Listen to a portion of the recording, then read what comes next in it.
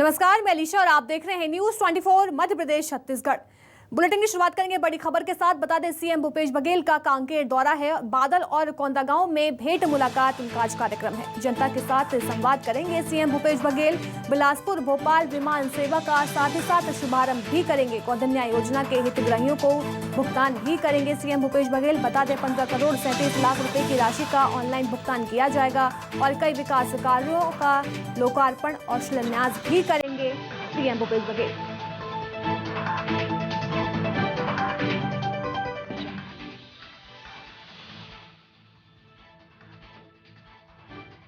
CM Bhupesh Baghel का कांकेर दौरा है, जहां पर बादल और कोंडागांव में भेंट मुलाकात करेंगे। साथ ही साथ जनता के साथ संवाद करेंगे सीएम भूपेश बघेल। मेरी सहयोगी सुप्रिया पांडे रायपुर से हमारे साथ लाइव जुड़ गई हैं। सुप्रिया, सीएम भूपेश बघेल का आज बादल और कोंडागांव में दौरा है, क्या कुछ उनके कार्यक्रम रहने वाले हैं आज? बिल्कुल अलीशा, देखिए मुख्यमंत्री भूपेश बघेल आज जो है कांकेर का भी दौरा करने वाले हैं। इसके अलावा आपको बता दूं कि मुख्यमंत्री भूपेश बघेल आज बिलासपुर और भोपाल से जो सीधी विमान सेवा है उसकी भी शुरुआत करने वाले हैं। और ये जो शुरुआत है वो वीडियो कॉन्फ्रेंसिंग के तहत होगी। 10:45 को मुख्यमंत्री भूपेश बघेल जो है वो इसका वर्चुअल शुभारंभ करेंगे और बिलासपुर के चकरभाटा में सुबह 10:45 बजे जो आयोजन है वो भी होगा। और बिलासपुर से भोपाल की पहली उड़ान की सौगात यहां पर मिलने वाली है। मुख्यमंत्री भूपेश बघेल सौगात देने वाले हैं। इसके अलावा मुख्यमंत्री भूपेश बघेल जो है आज कांकेर विधानसभा क्षेत्र के बादल और कोंडागांव में आम जनता से भेंट मुलाकात करने वाले हैं। आपको बता दूं कि इसके पहले मुख्यमंत्री भूपेश बघेल गोधन न्याय योजना के तहत जो हितग्राही है, जो लाभान्वित जिन्हें होना है, उन्हें राशि का वितरण करने वाले हैं। लगभग 15 करोड़ की जो राशि है वो बताई जा रही है और इस 15 करोड़ की जो राशि है वो गोधन न्याय योजना के हितग्राहियों के खाते में अंतरित की जाएगी। यानी कि आप देखिए कि मुख्यमंत्री भूपेश बघेल दौरे पर हैं, उसके बाद भी तमाम जो सौगातें हैं वो आम जनता को देते हुए नजर आ रहे हैं। चाहे हम गोधन न्याय योजना की राशि की बात करें या फिर विमान सेवा की बात करें, यहाँ पर से जो है बिलासपुर से सीधे भोपाल के लिए सीधी विमान की सेवा की शुरुआत आज से होगी और इसका शुभारंभ मुख्यमंत्री भूपेश बघेल के हाथों होगा। इसके अलावा गोधन न्याय योजना के जो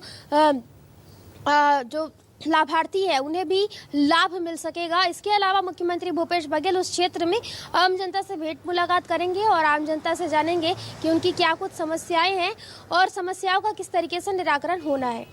सुप्रिया, हम देखते हैं कि लगातार सीएम भूपेश बघेल अपने प्रदेश व्यापी दौरे पर हैं, लोगों से बातचीत कर रहे हैं, भेंट मुलाकात कर रहे हैं। तो क्या आज कार्यकर्ताओं से मुलाकात करके बैठक कर सकते हैं? क्या किसी तरह के निर्देश दे सकते हैं कार्यकर्ताओं को?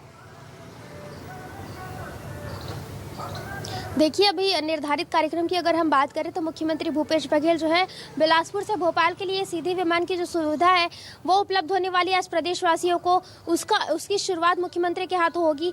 इसके अलावा गोधन न्याय योजना के हितग्राहियों को लगभग 15 करोड़ की जो राशि है उसका वितरण मुख्यमंत्री के हाथों होगा। उसके बाद मुख्यमंत्री भूपेश बघेल भेंट मुलाकात कार्यक्रम करेंगे और तमाम जो जनप्रतिनिधि है, तमाम आम जनता है, सभी से बातचीत करेंगे और जानेंगे कि राज्य की योजनाओं का क्रियान्वयन किस तरीके से हो रहा है और राज्य की योजनाएं कहां तक पहुंची है। इसी सब चीजों का दौरा करने के लिए मुख्यमंत्री भूपेश बघेल लगातार आम जनता से रूबरू हो रहे हैं और ये भेंट मुलाकात कार्यक्रम का मुख्यमंत्री भूपेश बघेल का तीसरा चरण है। लगातार मुख्यमंत्री भूपेश बघेल भेंट मुलाकात कर आम जनता से उनकी समस्याएं जान रहे हैं और आज भी मुख्यमंत्री भूपेश बघेल आम जनता से मुलाकात कर उनकी समस्याओं से रूबरू होंगे। जी बिल्कुल, उनका प्रदेश व्यापी दौरा है, इससे साफ जाहिर होता है कि सीएम भूपेश बघेल 2023 की तैयारियों में जुट गए हैं। सुप्रिया, बने रहिए, आगे भी आपसे खबरों पर लगातार अपडेट हम लेते रहेंगे। एक और बड़ी खबर रायपुर से है, जहां मिशन 2023 में छत्तीसगढ़ कांग्रेस जुट गई है। अब जिलों में भी आयोजित होगा संकल्प शिविर। पदयात्रा को लेकर भी रूपरेखा तैयार हो रही है। मंत्री, स्थानीय पदाधिकारी शिविर में शामिल होंगे। 90 दिनों में रिक्त पदों पर नियुक्ति पूरी करने का लक्ष्य रखा गया है और निचले स्तर की समितियों में युवाओं को जिम्मेदारी दी जाएगी। मेरी सहयोगी लगातार हमारे साथ बनी हुई है सुप्रिया। देखिए, कांग्रेस अब 2023 की तैयारियों में जुटती हुई तो नजर आ रही है, साथ ही साथ अब जिलों में भी संकल्प शिविर, पदयात्रा का आयोजन किया जाएगा। बिल्कुल अलीशा, देखिए अभी बीते दिनों की बात करें तो प्रदेश में संकल्प शिविर का आयोजन किया गया था, जिसमें लगभग 250 नेताओं को ही बुलाया गया था। इसके अलावा कोई भी नेताओं को वहां अंदर जाने की अनुमति नहीं थी। लेकिन अब जिलों में भी संकल्प शिविर का आयोजन किया जाएगा। इसमें मंत्री और पदाधिकारीगण शामिल हो सकेंगे। इसके बाद जिलों में जो संकल्प शिविर है उसके तहत 75 किलोमीटर की पद यात्रा जरूरी है, क्योंकि जब कांग्रेस का संकल्प माफ कीजिएगा जब उदयपुर में कांग्रेस का चिंतन शिविर हुआ था तो उसमें ये बात कही गई थी कि तमाम जो आने वाले समय में पद यात्रा निकाला जाएगा ताकि आम जनता से सीधे कांग्रेस रूबरू हो सके। जिस तरीके से 4 राज्यों में हार का सामना उन्हें करना पड़ा था, तो कांग्रेस को ये लगता है कि कहीं ना कहीं लोगों से उनका संकल्प नहीं हो पा रहा है। तो उसी तरीके से जो कांग्रेस है वो अब चिंतन शिविर के तहत जो है अब यहाँ पर संकल्प शिविर का आयोजन कर रही है और जिलों में भी संकल्प शिविर का आयोजन होगा।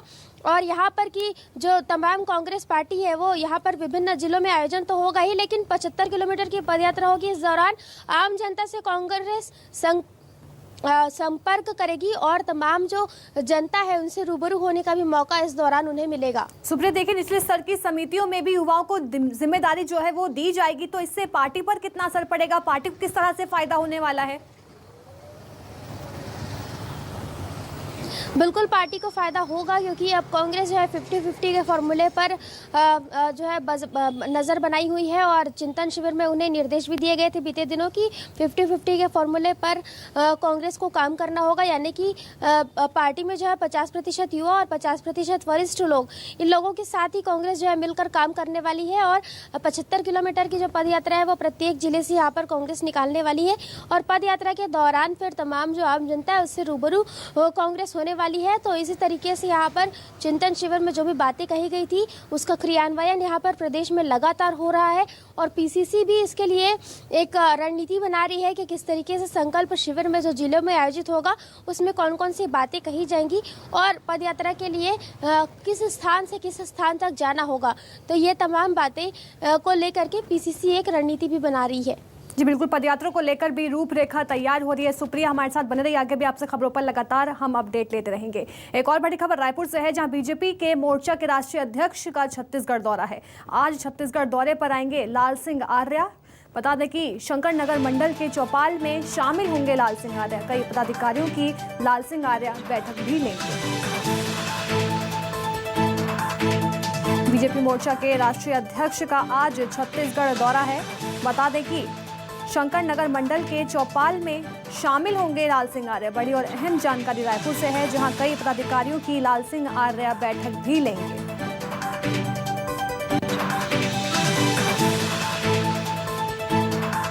बीजेपी मोर्चा के राष्ट्रीय अध्यक्ष का छत्तीसगढ़ दौरा है। बड़ी खबर है रायपुर से, जहां आज छत्तीसगढ़ दौरे पर आएंगे लाल सिंह आर्या, पदाधिकारियों की बैठक लेंगे, साथ ही साथ कई कार्यक्रमों में भी शामिल होंगे। मेरी सहयोगी लगातार हमारे साथ बनी हुई है। सुप्रिया, हम देख रहे हैं कांग्रेस तो 2023 के चुनावों में जुट गई है, तैयारियां पूरी कर ली गई हैं, तैयारी करने में जुटी हुई है, लेकिन अब जो छत्तीसगढ़ में बीजेपी है वो भी पीछे हटती हुई नजर नहीं आ रही है। बीजेपी मोर्चा के राष्ट्रीय अध्यक्ष का छत्तीसगढ़ दौरा है, क्या कुछ उनके कार्यक्रम रहने वाले हैं आज?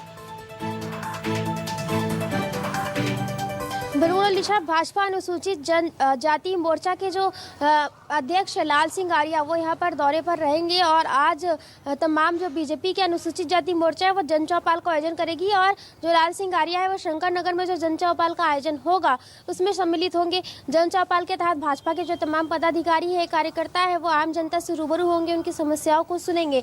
तो यहाँ पर जन चौपाल का आयोजन किया जा रहा है ताकि बीजेपी अनुसूचित जाति के तमाम जो समस्याएं है उसे सुन सके। लाल सिंह आर्या यहाँ पर आ रहे हैं, जन चौपाल में शामिल होंगे। इसके बाद वो पदाधिकारी, कार्यकर्ता और जिला अध्यक्षों की बैठक लेंगे और बैठक में बड़ी रणनीति बन सकती है। आगामी दिनों में क्या कुछ आंदोलन की बड़ी रूपरेखा है वो भी बनती हुई नजर आ सकती है, क्योंकि यहाँ पर लगातार हम देख रहे हैं कि जब से डी पुरंदेश्वरी अभी लगातार दौरे पर आ रही है और बीजेपी के जो तमाम कार्यकर्ता पदाधिकारी हैं वो सक्रिय मोड पर नजर आ रहे हैं। बीते दिनों की अगर हम बात करें तो विपक्ष काफी ज्यादा सक्रिय भूमिका में हमें देखने को मिला था, तो उसी तरीके से अब विपक्ष लगातार सक्रिय है, क्योंकि कि मिशन 2023 की तैयारियों में बीजेपी अब जुट गई है और किस तरीके से यहाँ पर प्रदेश सरकार के खिलाफ विरोध करना है, किस तरीके से प्रदेश सरकार के खिलाफ प्रदर्शन करना है, ये तमाम बातों को लेकर के एक बार फिर से जो लाल सिंह आर्या है वो भाजपा अनुसूचित जाति के बैठक लेंगे और भाजपा अनुसूचित जाति वर्ग के लोगों के बीच में जाएगा और वहाँ पर बताएंगे वो लोग कि यहाँ पर जो प्रदेश सरकार ने जो वादे किए थे वो पूरे नहीं किए हैं, ऐसा बीजेपी का आरोप है और इन्हीं बातों को लेकर के जो है वो जनता के बीच में जाएंगे। और इसके अलावा पीएम मोदी की 8 साल में जो उपलब्धियां बीजेपी गिना रही है उसी बातों को लेकर के वो आम जनता के बीच में जाएंगे। जी, देखा जाए तो एक तरह से दोनों ही पार्टियों ने अब तैयारी करनी शुरू कर दी है 2023 विधानसभा चुनाव को लेकर। बहुत बहुत शुक्रिया सुप्रिया हमें तमाम जानकारी देने के लिए। चलिए रुक करते हैं अगली खबर भिलाई से है, जहां स्टील प्लांट में एक बार फिर हादसा हो गया। प्लांट के SMS 2 में ये पूरा हादसा हुआ है। 120 टन का हॉट मेटल ऊंचाई से गिर गया, जिसके चलते ये बड़ा हादसा हो गया है। बता दें, हॉट मेटल गिरने से 5 कर्मचारी घायल हो गए हैं। घायलों को अस्पताल में हालांकि भर्ती करा दिया गया है। स्टील प्लांट में 4 दिन में ये तीसरा हादसा है।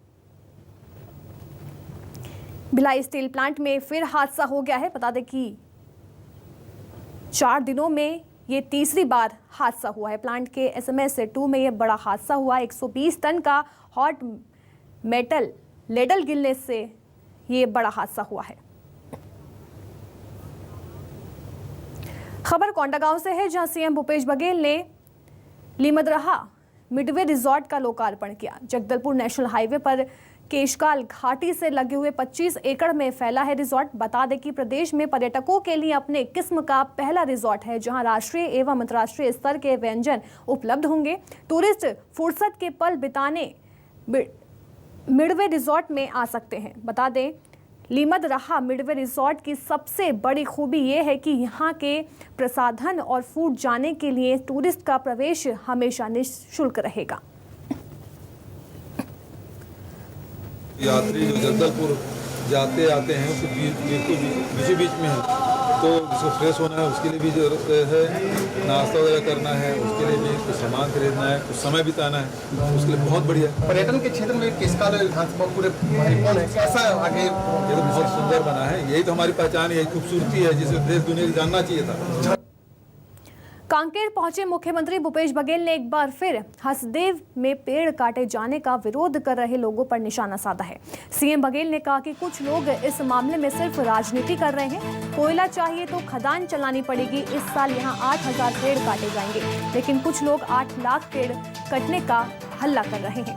सीएम ने कहा कि जितने पेड़ कटेंगे उतने यहाँ लगेंगे भी, वहीं जितनी जरूरत होगी उतना ही कोयला दिया जाएगा। मुख्यमंत्री ने कहा कि जो लोग विरोध कर रहे हैं वो पहले अपने घर की बिजली बंद कर दें, एसी, कूलर, पंखा, फ्रिज सब बंद करें और फिर मैदान में आकर लड़ें।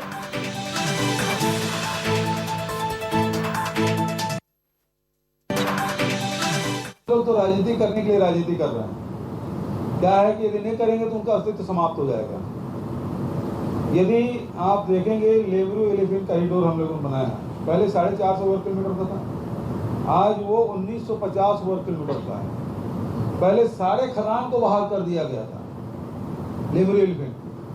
अभी 39 खदान उस लेबरू एलिफेंट पे, आज 39, जिसमें छत्तीसगढ़ सरकार को भी लाभ था, उसमें भी शामिल है। तो 39 खदान को कभी खुल नहीं पाएगा।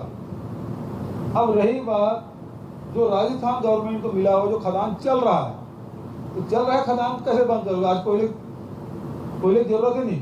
तो जो लोग विरोध करते हैं सबसे पहले अपने घर की बिजली बंद कर दे। उनको बिजली नहीं चाहिए, क्योंकि बिजली तो कोयला से बने के देश में, लेकिन आज के तारीख में ताप विद्युत ग्रिड के ही पर निर्भरता है। तो कोयला चाहिए तो भाई खदान तो चलाना पड़ेगा। तो वहीं कांकेर दौरे के दूसरे दिन सीएम भूपेश बघेल ने भानु प्रतापपुर में मीडिया से मुखातिब होते हुए केंद्र सरकार पर जमकर हमला बोला है। सीएम ने कहा कि केंद्र सरकार कोयला उपलब्ध कराने के लिए ट्रेनों को बंद कर रही है। छत्तीसगढ़ की कई ट्रेनों को बंद कर दिया गया, लेकिन फिर भी केंद्र की सरकार कोयला मुहैया नहीं करा पा रही है। और इस मौके पर सीएम भूपेश बघेल ने कहा कि बस्तर में बेहद परिवर्तन दिख रहा है। विकास कार्य तेज गति से चल रहे हैं और सड़क और स्कूल खोले गए हैं, लेकिन सबसे ज्यादा मांग धान खरीदी केंद्र खोलने की और बैंक खोलने की है। बैंकों की डिमांड बढ़ी है। मुख्यमंत्री ने कहा कि नक्सली हमले में कमी आई है और वहां काफी विकास हुआ है। भारत सरकार कोयला की पूर्ति नहीं करा पा रहे हैं, बिजली की पूर्ति नहीं हो पा रही है, पावर प्लांट में बिजली कोयला नहीं पहुंच पा रहा है। और उसके लिए आज तक हम लोग ये देखे थे कि आम जनता है या राजनीतिक दल के लोग हैं या सामाजिक संगठन के लोग कोई मांग को लेकर कभी सड़क चक्का जाम करते हैं, कभी रेल रोको आंदोलन करते हैं। पहली बार इतिहास में ये हुआ है कि भारत सरकार खुद ही रेल रोक रही है और अभी तक देश भर में 1000 से अधिक ट्रेनें रद्द कर चुकी है। हमारे छत्तीसगढ़ में करीब पहले 10 ट्रेन रद्द किए थे, फिर 34 ट्रेन रद्द किए थे, 44 ट्रेन हमारे यहाँ रद्द हो गई। तो पूरे देश में सैकड़ों ट्रेन ये रद्द कर रहे हैं। भारत सरकार खुद रेल रोक रही है जो पैसेंजर ट्रेन है। इससे पता चलता है कि वो व्यवस्था नहीं कर पा रहे हैं। बस्तर में जबरदस्त परिवर्तन है। पहली बात तो ये है कि लोग डरे हुए रहते थे, सहमे हुए रहते थे। जो बाहर से आते थे वो भी और जो यहाँ रहते थे वो भी, कहाँ कब क्या दुर्घटना हो गई, कहाँ क्या स्थिति, मन में हमेशा शंका बनी रहती थी। घर से लोग निकलते थे तो घर वाले भी चिंतित रहते थे कि वापस कब होंगे, उसकी चिंता बनी रहती थी। आज उसमें बहुत कमी आई है। मैं ये नहीं कहता कि बिल्कुल खत्म हो गया है, लेकिन उसमें बहुत कमी आई है। बस्तर में शांति लौट रहा है। जो सबसे ज्यादा जो डिमांड अब हो रही है, सड़क पुल पुलिया की डिमांड हो रही है। स्कूल जो पहले बंद हो गए थे फिर से संचालित करने का, जो कोटा के बिन है, हॉस्टल है, आश्रम है, इसको फिर से शुरू करने की मांग हो रही है। एक जबरदस्त जो डिमांड है वो धान खरीदी केंद्र खुलवाने की और दूसरा बैंक। मैं समझता हूँ कि 3.5 साल में जो परिवर्तन हुआ आप सबने देखा है। और वो परिवर्तन इसलिए कि जो हम लोगों ने जो नीति अपनाई, विश्वास, विकास और सुरक्षा, विश्वास जीतने का काम किया। लोहानी गुड़ा की जमीन वापसी लेके 4000 प्रति मानक बोरा के दर से तेजू पत्ता और वन अधिकार पट्टा देने से लेकर लघु उपज खरीदी और धान खरीदी, ये सारे कार्य जो हम लोग किए, रोजगार मूलक कार्य जो दिए, अधिकार संपन्न बनाए, जल जंगल जमीन आदिवासियों को वापस दिलाने का काम। उसको लगता है कि अब हमारी ये सरकार हमारी सरकार है और हमको जमीन भी दे रहे हैं, हमारे पानी सहेजने के काम कर रहे हैं, जंगल भी बचाने का काम कर रहे हैं। तो इस प्रकार से विश्वास आम जनता में बढ़ा है और विकास भी तेजी से। बहुत सारे ऐसे विधानसभा हो गए हैं जिसमें 80 से 90% गाँव में पक्की सड़क से जुड़ चुके हैं, स्कूल खुल चुके हैं, हॉस्पिटल की सेवाएं दी जा रही है। तो विकास लगातार हुआ और उसके कारण से लोग अब मुख्य धारा से जुड़ने लगे हैं। चलिए अब आपको एक ऐसी खबर दिखाते हैं जिसे देखकर आपका मन खुश हो जाएगा। सुकमा के करीगुंडम में सड़क बनने की खुशी में छोटे छोटे बच्चे नाच रहे हैं और चिल्ला रहे हैं कि रोड मिली दे। गाकर सीएम भूपेश बघेल का शुक्रिया अदा भी कर रहे हैं। देखिए खास रिपोर्ट।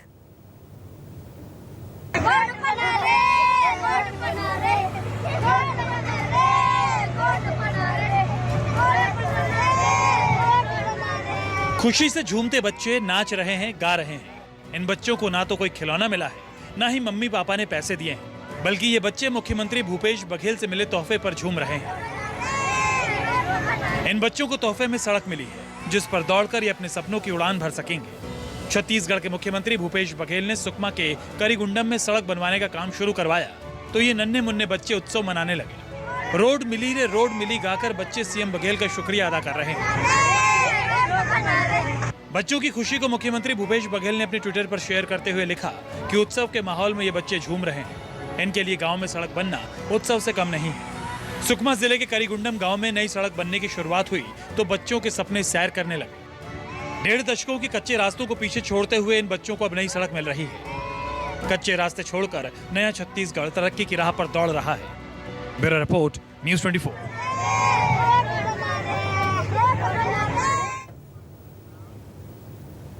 चलिए रुख करते अगली खबर का, जहां रायपुर दौरे पर आई केंद्रीय मंत्री स्मृति ईरानी ने महंगाई को लेकर कांग्रेस के सवालों पर पलटवार किया।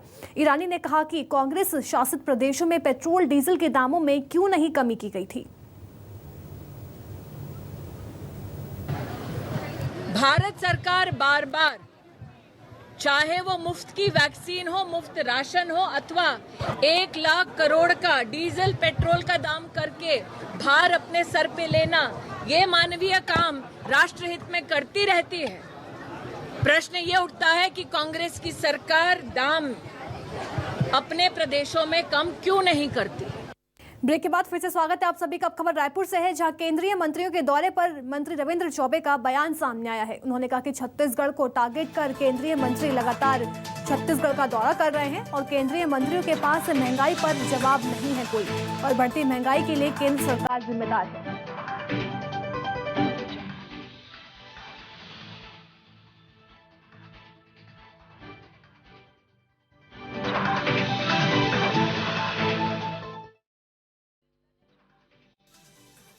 मुझे लगता है कि छत्तीसगढ़ को लक्ष्य करके लगातार केंद्रीय मंत्रियों का दौरा हो रहा है। भारतीय जनता पार्टी के प्रभारी आदरणीय पुरंदेश्वरी जी, आदरणीय शिव प्रसाद जी सहित केंद्र के मंत्री लगातार आ रहे हैं, लेकिन उनके पास कोई जवाब नहीं। आज मैं मीडिया में देख रहा था, महंगाई के बारे में जब केंद्रीय मंत्रियों से विशेष रूप से आदरणीय रिजिजू जी से जब पूछा गया तो वो जवाब देने से उन्होंने इनकार कर दिया। कुल मिला के देश को इस महंगाई के गर्त में डालने का अगर कोई दोषी है तो केंद्र सरकार की नीतियां दोषी हैं। केंद्र की मोदी सरकार के 8 साल पूरे होने पर अंबिकापुर के बीजेपी भवन में पूर्व मंत्री और बीजेपी विधायक बृजमोहन अग्रवाल मीडिया से मुखातिब हुए और केंद्र की मोदी सरकार की 8 साल की उपलब्धियों को गिनाया और तमाम योजनाओं की जानकारी दी। इस दौरान राज्यसभा सांसद रामविचार नेताम भी मौजूद रहे। बृजमोहन अग्रवाल ने राज्य की कांग्रेस सरकार पर केंद्र की योजनाओं को दबाने का आरोप लगाया है। 8 सालों में चाहे वो कोरोना काल हो, चाहे वो कानून व्यवस्था की स्थिति हो, चाहे वो गरीबों के लिए योजनाओं का मामला हो, वो अतुलनीय है। जो काम पिछले 60 सालों में नहीं हुआ वो काम मोदी जी ने 8 सालों में करके दिखाया। गरीबों को इलाज के लिए 5 लाख रुपए तक की मुफ्त जो सुविधा है उससे वंचित कोई कर रहा है तो छत्तीसगढ़ की सरकार कर रही है। ऐसी अन्य योजनाएं हैं जिसका फायदा छत्तीसगढ़ की आम जनता को, गरीब जनता को मिलना चाहिए। भूपेश बघेल सरकार उससे छत्तीसगढ़ की जनता को वंचित कर रही है। खबर जगदलपुर से है, जहां शहीद महेंद्र कर्मा विश्वविद्यालय में 6 साल पुराने कंप्यूटर खरीदी घोटाले की फाइल एक बार फिर खोली जा रही है। 2016 में 65 कंप्यूटर सेट खरीदे गए थे और इसके लिए संबंधित फर्म को करीब 26.5 लाख रुपए का भुगतान विश्वविद्यालय को करना था, लेकिन कमीशन खोरी के चलते तत्कालीन प्रबंधन ने फर्म को कोई भुगतान नहीं किया। अधिकारियों ने मिलीभगत कर इसका आरोप संविदा कर्मचारियों पर मढ़ दिया है और गुणवत्ता पर सवाल उठाते हुए भुगतान रोक दिया गया। इसकी शिकायत संबंधित फर्म ने राज्यपाल अनुसुईया उइके से की। अब इस मामले में राज्यपाल अनुसुईया उइके की अनुशंसा पर 2 सदस्यीय जांच दल विश्वविद्यालय लौट चुका है। ये मामला लोक आयोग और हाईकोर्ट तक जा चुका है। कंप्यूटर खरीदी मामले में ये तीसरा जांच होगी। कंप्यूटर क्रय के मामले में 6 साल पुराने केस में राजभवन से एक इंक्वायरी कमेटी आई थी। उससे रिलेटेड जो पुराने फाइल्स हैं उस पूरे फाइल्स को पूरा का पूरा उनको दिखा दिया गया है और उनको वस्तुस्थिति से अवगत करा दिया गया है। अब राजभवन से डिसीजन के बाद तो जैसा डिसीजन होता है तो उसके अनुसार फिर विश्वविद्यालय अपनी कार्रवाई करे।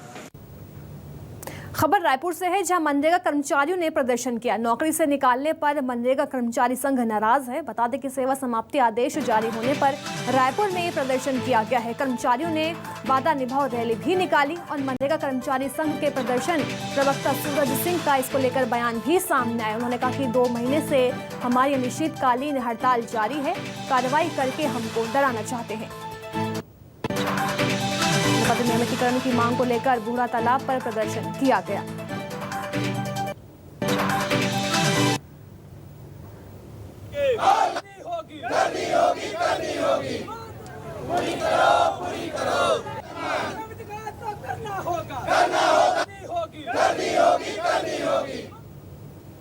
चलिए फिलहाल के लिए बस इतना ही। बने रहिए न्यूज़ 24 मध्य प्रदेश छत्तीसगढ़ के साथ।